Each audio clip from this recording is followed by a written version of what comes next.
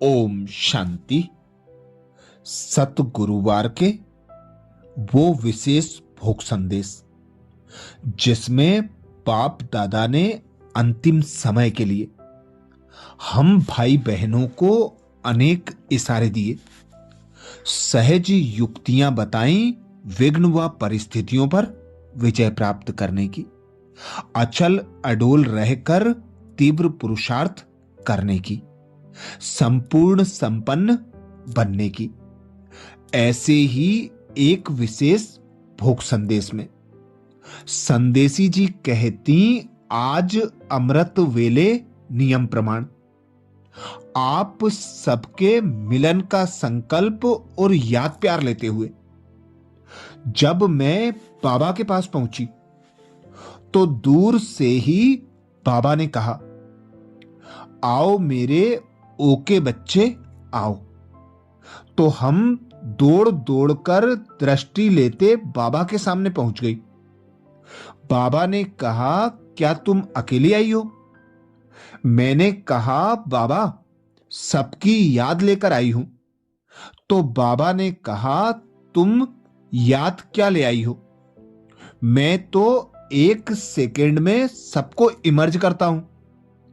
1 second में देखा कि सारे के सारे एक सर्कल में पहुंच गए और बाबा उस सर्कल के बीच में खड़ा था और बाबा का हस्त सभी के मस्तक पर पड़ रहा था।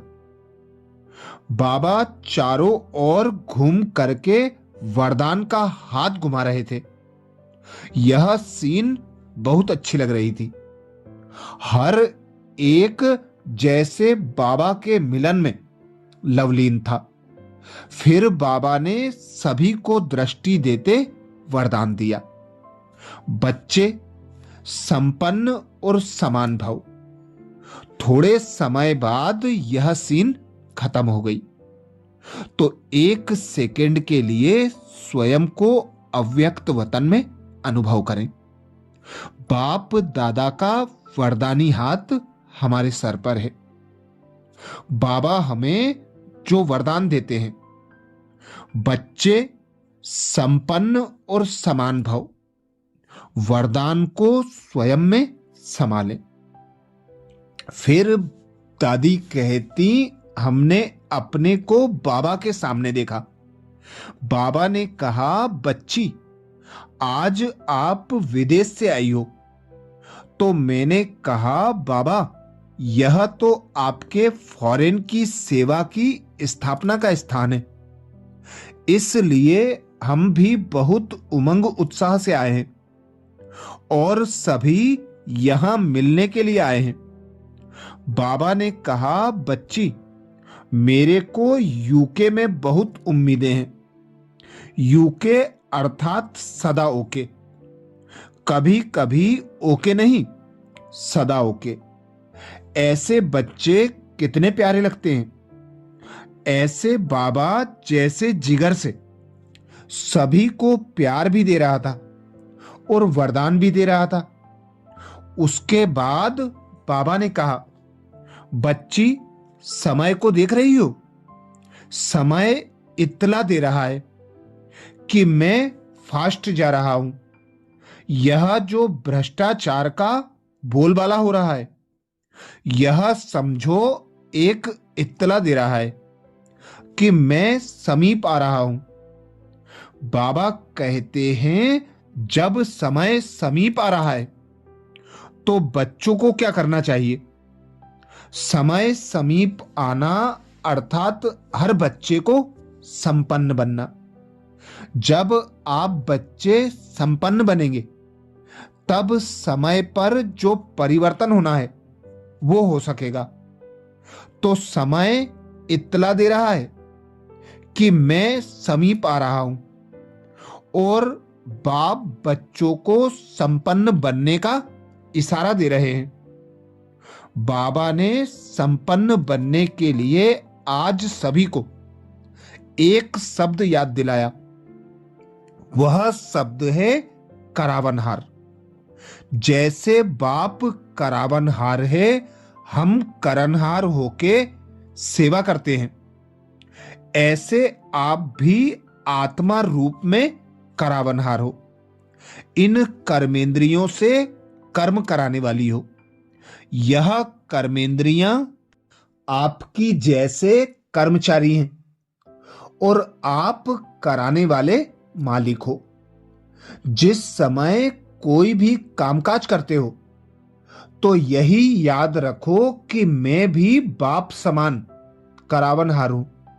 मालिक बन करके कर्मेंद्रिय चलाने से मन बुद्धि संस्कार जो सूक्ष्म कर्मचारी हैं वो आपके आर्डर में चलेंगे, कभी नीचे ऊपर नहीं होंगे, व्यर्थ संकल्प नहीं आएंगे, समय व्यर्थ नहीं जाएगा।